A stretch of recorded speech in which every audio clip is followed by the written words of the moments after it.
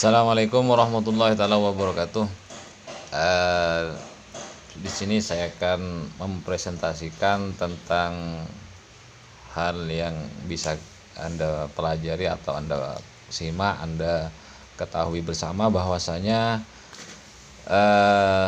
di penjelasan kali ini saya akan memberikan sedikit gambaran ataupun pengetahuan. Sebenarnya di internet itu sudah tersedia, tinggal browsing saja. Cuma biar lebih lengkap, biar lebih gamblang, biar lebih dimengerti pemilahannya adalah di sini akan saya presentasikan. Kita to the point bahwasanya di pembahasan kali ini saya sengaja menjelaskan menggunakan smartphone saya biar lebih fleksibel. Sebab di sini saya merekam berhubung tidak membawa laptop, ya saya akan gunakan apa adanya di sini. Kita duduk poin di pembahasan kali ini adalah kaitannya dengan e-business, e-commerce, kemudian dampak positif tentang informatika ataupun perangkat device graphic user interface atau Word, pengolah kata ataupun juga embedding atau linked dari beberapa teks ataupun ketikan, kemudian penyimpanan awan, kemudian dan juga sistem operasi, bahkan macam-macam keyboard yang bisa kita ketahui. Bahwasanya di pembahasan yang pertama adalah e-business atau e-commerce.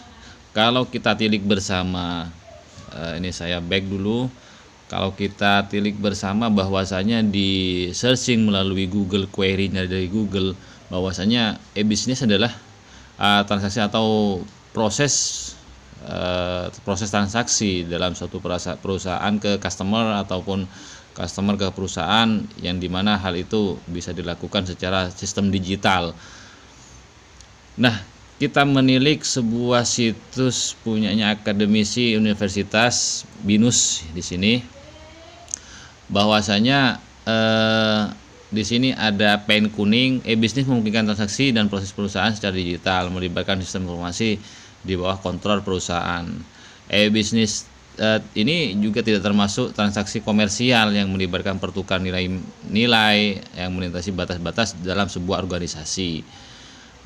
E-business ini hanya mencakup di seluruh kegiatan ataupun usaha yang dilakukan dengan bantuan media digital ataupun elektronik. Itu namanya e-business. Sedangkan menggunakan kita ketilik bersama e-commerce sih di sini komersial ya. Ada sedikit persamaan dengan e-business di sini. Bisnis yang menggunakan dengan dunia digital. Tapi e-commerce di sini artinya media digital adalah ya bisa kita ketahui bisa elektronik seperti televisi ataupun media-media lainnya seperti itu, bisa kita tafsirkan bersama. Tetapi di sini e-commerce di sini menggunakan internet ataupun website ataupun juga media elektronik, ini juga sama dalam untuk melakukan sebuah transaksi bisnis. Ini sini perbedaan. Kalau kita melihat sebuah peta konsep gambaran di sini, bahwasanya ada sebuah siklus di sini, sebuah lingkaran. Kita mengetahui bahwa sebuah lingkaran yang namanya e-business yang di dalamnya terdapat sebuah e-commerce. Jadi e-commerce ini sifatnya online. Jadi di sini dan memanfaatkan sebuah media digital ataupun elektronik. Jadi jelas di sini bahwa definisi tentang bisnis dan juga e-commerce. Dan kita ketahui bersama ada beberapa jenis e-commerce, 1, 2, 3, 4 yang di sini kalau kita melihat gambaran ataupun gambar di sini e-business dengan sebuah e-commerce, melihat sebuah presentase ini lebih besar e-business daripada e-commerce. Tapi di situ kita tidak melupakan bahwa e-commerce juga merupakan e-business seperti itu. Nah, kita ketahui bersama di sini ada beberapa, ini linknya di sini sis.binus.academic.id di sini yang diposting pada tahun 2016. beberapa tahun yang lalu di sini. Akan tetapi kita di sini memiliki sebuah pengertian bahwasanya kesimpulan dari kesemuanya tentang e-bisnis dan juga e-commerce, e-bisnis itu lebih luas ruang lingkupnya daripada e-commerce. Dan di sini e-commerce, di sini e-komersial di sini hanya merupakan satu aspek atau satu bagian dari e-bisnis. Itu yang pertama kesimpulannya. Sedangkan e-commerce hanya mencakup transaksi bisnis saja seperti membeli, menjual barang ataupun jasa-jasa yang dilakukan melalui transaksi di internet. Antara e-bisnis dan e-commerce, kesimpulan yang ketiga dan keempat, prinsipnya juga melibatkan perdagangan, bisnis di dalamnya. Dan kemudian e-bisnis itu adalah dalam melakukan e-bisnis tidak melakukan sebuah uang kertas di sini. Jadi sifatnya hanya di digital. Kalau misalkan ada sebuah pertukaran data ataupun transaksi, itu tidak melakukan uang, tapi melakukan sebuah digitalisasi di situ di dalamnya. E-bisnis di sini melibatkan sebuah pemasaran atau perancangan produk ataupun juga evaluasi layanan dari yang dilakukan oleh konsumen, dan banyak lagi sebuah contoh-contoh ataupun kesimpulan lainnya. Jadi bisa Anda tafsirkan di sini. Itu yang pertama. Dan yang kedua, e-bisnis dengan e-commerce. Jadi kesemuanya, kalau kita menilik atau kita melihat sebuah peta di sini, peta lingkaran, bahwasanya dalam bentuk pie, e-bisnis itu lebih luas daripada e-commerce. Tapi e-commerce itu merupakan satu kesatuan dari e-bisnis, dan juga e-bisnis pun juga karena ada satu huruf Ethernet di situ, melakukan sebuah media digital ataupun media internet di dalamnya. Kemudian yang keselanjutannya adalah kalau kita menilik di pembahasan yang ketiga, dalam pembelajaran mata pelajaran informatika, bahwasanya istilahnya ada sebuah dampak di sini. Oke, saya presentasikan dampak.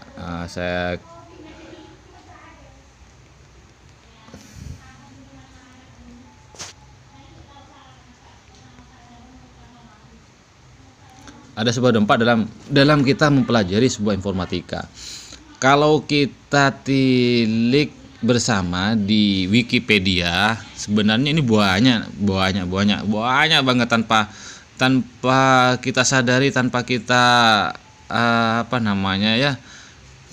dalam melakukan sebuah aktivitas yang kaitannya dengan media internet ataupun media e-bisnis atau e-commerce, itu ada sebuah dampak di dalamnya. Yang dampak itu yang bisa dikatakan untung, berarti yang dikatakan untung, saya ulang, yang dikatakan untung berarti ada hal positif di dalamnya. Yang dikatakan rugi bagi user dan juga perusahaan, itu ada di dalam kaitannya dengan sebuah transaksi yang merugikan dari salah satu kedua belah pihak.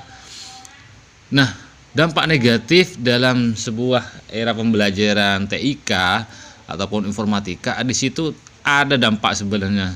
Yang pertama, individu menjadi malas untuk bersosialisasi secara fisik. Ya, kalau kita tilik bersama beberapa puluhan tahun yang lalu, sekarang anak-anak cenderung lebih menggenggam gadget Android, iPhone, tablet dan sebagainya tanpa menghimbau di lingkungan sekitar. Jadi tidak ada kontak fisik, teman main sama teman. Nah, jadi mainnya hanya kaitannya dengan seperti kita ketahui bersama, main istilahnya, kalau dulu anak-anak main kelereng, sekarang kelereng ada sifatnya permainan game di gadget di dalam sebuah genggamannya, seperti itu. Ada cyberbullying, membuli di salah satu netizen misalkan atau apa dan sebagainya, itu banyak sekarang. Kemudian konten negatif yang berkembang pesat. Jadi ada isi di dalam sebuah web, yang di dalam web itu ada AdSense atau iklan yang notabene ada gambar-gambar yang tidak bisa tersaring atau terfilter secara urgen di situ, secara penting. Jadi kalau misalkan ada anak di bawah umur tanpa sengaja melihat ada iklan yang sebenarnya tidak boleh ditonton, bahwasanya di dalamnya itu ada iklan, ada gambar kayak gini, ya seakan-akan biasa, tapi negatifnya, efek negatif itu dampaknya luar biasa seperti itu. Jadi di antara dampak antara positif dan negatif dari peran sebuah teknologi, baik itu informasi dan juga komunikasi, kita ketahui bersama. Jadi salah satu contohnya misalkan ini contoh yang saya sampaikan tadi. Nah, ada iklan. Nah, ini ada iklan seperti ini dan seperti apa. Ada contoh yang sebenarnya tidak boleh ditampilkan. Ya, ini kalau kita ada iklan di setiap web, ya berarti itu diaktifasikan oleh pemilik web itu sendiri untuk hanya meraih recehan atau mengiklankan webnya demi menggait keuntungan pribadi saja, tanpa memfiltrasi siapa yang akan membuka webnya, entah anak di bawah umur 18 tahun ataupun ya orang di atas 18 tahun ke atas, seperti itu. Dari sekian dampak positif, ada mempercepat arus informasi dan juga mempermudah akses terhadap informasi yang lebih baru. Salah satu contohnya sekarang aplikasi WhatsApp. Kita di atasnya ada pesan forwarded seperti itu.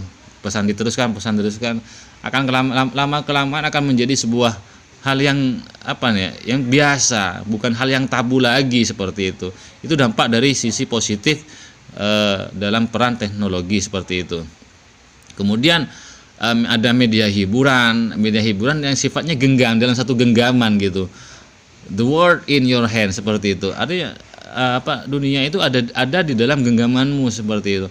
Tapi ya kita harus mendampingi anak-anak didik kita atau mendampingi anak-anak kita di rumah, seperti itu, supaya terfiltrasi dengan adanya dampak negatif dari peran teknologi itu sendiri.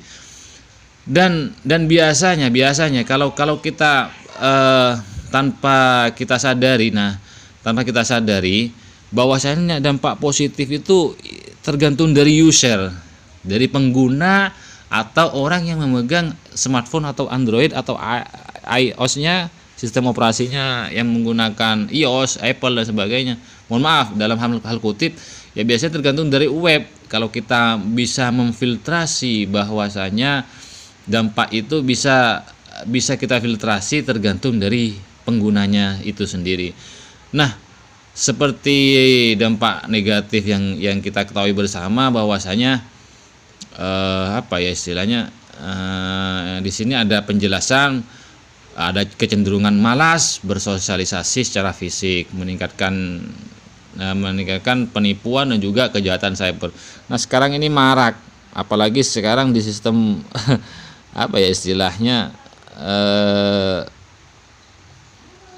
bisa Anda ketahui bersama, ada penipuan via SMS. Ya, kalau anak yang membaca salah satu contoh, Pak, ada SMS seperti ini, saya mendapatkan uang sekian, itu adalah sebuah dampak negatif. Bahwasanya kalau kita perkasi bersama, ya, maling berkedok SMS, seperti itu. Nah, alhamdulillah semoga kita dijauhkan dengan hal demikian. Kan tetapi istilahnya kita harus bisa memfiltrasi. Kalau toh misalkan ada hal demikian, Anda harus memberikan sebuah komunikasi kepada anak didik atau anak Anda sendiri, bahwasanya anak yang demikian, nak, kalau misalkan ada kecenderungan konten yang demikian, isinya seperti itu, ya hendaknya seperti apa filtrnya, tergantung orang tua ataupun guru di sekolah ataupun orang tua di rumah itu bisa menyaring dari sistem informasi itu. Jadi salah satu contohnya demikian yang kita tahu bersama, ada dampak yang kedua belah pihak itu saling keterkaitan, ada dampak positif dan juga dampak negatif. Dan kita lanjutkan bersama, ada device, ya, ada device GUI atau saya jelaskan device GUI-nya. Macam perangkat ya. Saya ketik di sini macam perangkat device. Macam-macam perangkat input output device. Kita ketahui bersama di sini saya browsing ada beberapa macam perangkat keras yang kaitannya dengan input device ataupun juga output device. Nah, diketahui bersama, kita buka dulu ya, kita ambil punyanya postingan UNES Academic ID. Jadi ini punyanya sebuah universitas yang memposting 10 macam input device ataupun perangkat masukan dari sebuah yang namanya komputer. Yang pertama ada keyboard, yang kedua ada mouse, ada webcam, ada barcode scanner, ada joystick, ada scanner atau ada mikrofon dan sebagainya. Nah, yang dalam hal ini dalam sebuah perangkat kita macam-macamnya seperti ini. Kok ada perangkat komputer itu semuanya terpisah itu? Kok beda sama dengan sistem Android kita atau sistem yang notabene apa ya istilahnya bukan Android seperti itu. Nah, saya jelas dari sistem karena mayoritas di wilayah saya di sini penggunanya lebih banyak menggunakan smartphone yang versinya versi Android itu seperti itu. Nah, ada keyboard. Nah, Android keyboardnya menyatu di dalam sebuah software. Nah, kalau komputer terpisah seperti itu. Ada mouse, kita tinggal touch atau kita sentuh di layar kita sehingga bisa bergilir atau touch. Ada webcam itu ya kita ada kamera yang terpisah. Kalau di laptop ya juga ada kamera terpisah ataupun yang terintegrasi di laptop, ataupun juga di bawahnya ada barcode scanner pemindai barcode atau QR code di situ. Kalau kita telik bersama, oh di Android juga ada Play Store, tinggal kita ngunduh saja, kita scan melalui aplikasi yang untuk pembacaan pemindai barcode. Kita main game, tinggal kita memainkan, ada tombol di dalamnya, di aplikasinya itu sudah terekam, tersedia sedemikian rupa. Jadi itulah device macam-macam device, input device sama output device. Itu artinya yang bisa tercolokkan di sebuah device atau komputer di situ. Kalau output yang keluar seperti ada printer, ada proyektor dan sebagainya, bisa Anda kelola sendiri di situ, bisa Anda ketahui bersama. Yang kebalikannya dari input yaitu adalah output. Perangkat keluaran yang bisa yang mengeluarkan tentang output device. Kita lanjutkan di sini. Kemudian di bawahnya ada word, linked ataupun embedding, ada linked di sini bisa Anda pelajari bersama. Saya tidak menjelaskan karena itu terlalu panjang di sini. Adapun juga penyimpanan awan. Ada penyimpanan awan. Jadi penyimpanan awan di sini bahwasanya satu contoh email yang kita daftarkan melalui Google. Ini saya blok dulu. Saya bahas tentang ini penyimpanan awan, cloud gitu. Penyimpanan awan atau cloud, save cloud. Jadi disimpan di maya secara virtual. Jadi kalau kita bahas di sini, kita bahas ya di sini ya sebentar. Kita ketik di browsing searching Google penyimpanan awan. Oke, seperti itu. Ada banyak penyimpanan awan yang menyediakan sebuah kapasitas di dalamnya. Ada ini yang tertera di sini ada 8. Semuanya ada kelebihan, ada kekurangan tergantung sama user tergantung juga sama user yang akan menggunakan seperti itu.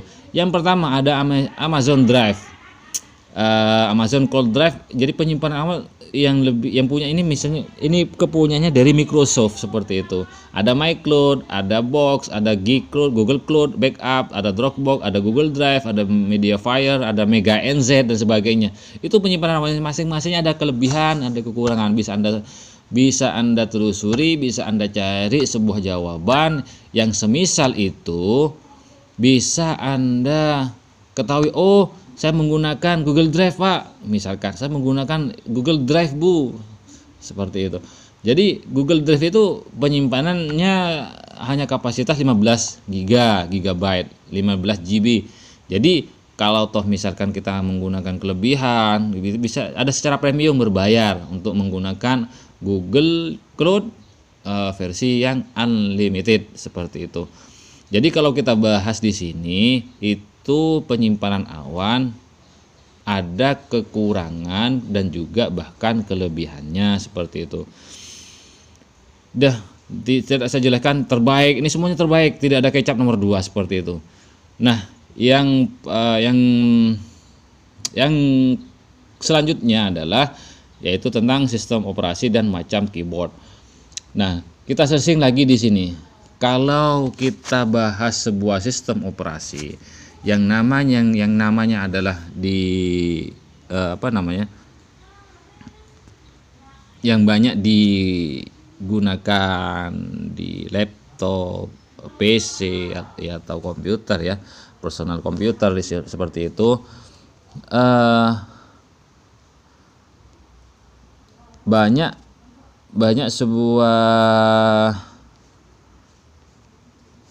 sebuah indikasi bahwasanya Pak, saya menggunakan sebuah aplikasi komputer, sistem operasinya saya menggunakan Windows, saya menggunakan Linux, saya menggunakan iOS, ataupun ya banyak macam lah, banyak macamnya. Dan insya Allah kalau ada waktu saya akan memberikan sebuah presentasi penjelasan tentang bagaimana satu sistem induk, misalkan Windows, di dalamnya akan diinstalasi atau dipasang versi Linux seperti itu. Ini saya buka ya, ada gambaran di sini. Ini ada Apple, ada Linux seperti penguin di sini, ada logo seperti jendela Windows, ada iOS, ada Android. Nah, ini kesemuanya dalam satu kesatuan yang memiliki kelebihan dan kekurangan seperti itu.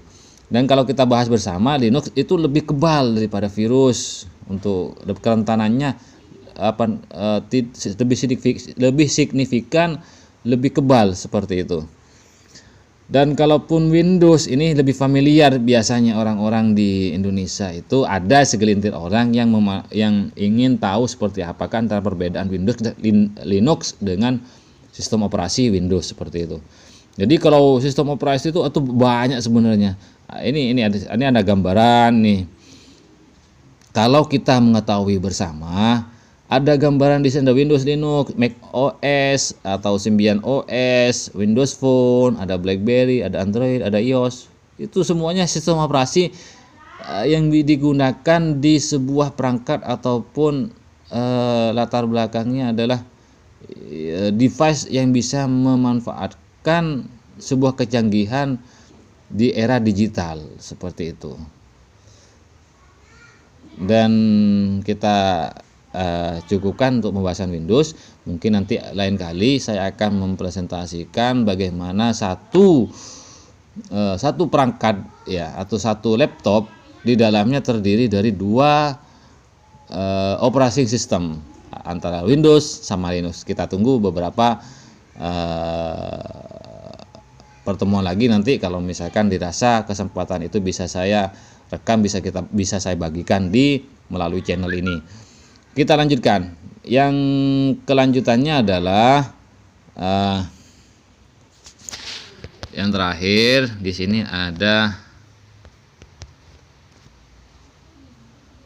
macam-macam keyboard. Oh, Pak, keyboard itu ada macamnya? Ya jelas, Nak. Nah, saya jawab ya. ada sebuah gambaran di sini, ada beberapa macam keyboard yang kita ketahui. Misalnya di sistem Android kita yang OS-nya notabene adalah menggunakan ya entah itu kita udah bahas Android lah, kita bahas PC, laptop seperti itu. Kalau kita tilik bersama, kita lihat, kita browsing, kita searching di sini, ada beberapa macam jenis keyboard yang keyboard itu kita ketahui papan ketik seperti itu. Kalkulator ya itu juga jenis keyboard, namanya keyboard numerik, ataupun keyboard yang notabene punyanya komputer, laptop, itu ada yang QWERTY, ada juga yang Dvorak. Dvorak keyboardnya hampir urut. Kalau QWERTY ya huruf awal QWERTY. Ya itu. Keyboard Maltron ini sudah keluar browsingnya. Keyboard Maltron ini gambarannya atau jenis-jenis keyboardnya adalah bisa Anda cari di situ. Keyboard Kloikenberg. Nah, ada juga jenis keyboard Kloikenberg muncul setelah QWERTY dan Dvorak, yang dimana dibuat dengan maksud menyempurnakan jenis keyboard yang sudah ada. Uniknya jenis keyboard ini terpisah menjadi dua bagian, yakni bagian kiri dan kanan. Kedua bagian terpisah dari sudut 15 derajat serta dibuat dengan miring ke bawah. Ini keyboard bisa kita telusuri bersama ya. Ini jenis keyboard Kloikenberg itu. Keyboard Dvorak. Keyboard Dvorak gambarannya ini masih belum tampil. Dvorak ada alfabetik itu ya, bisa diperbesar. Sumbernya ini di liputan6.com. Ini alfabetik seperti di kalkulator ini, seperti yang saya jelaskan ini. Kemudian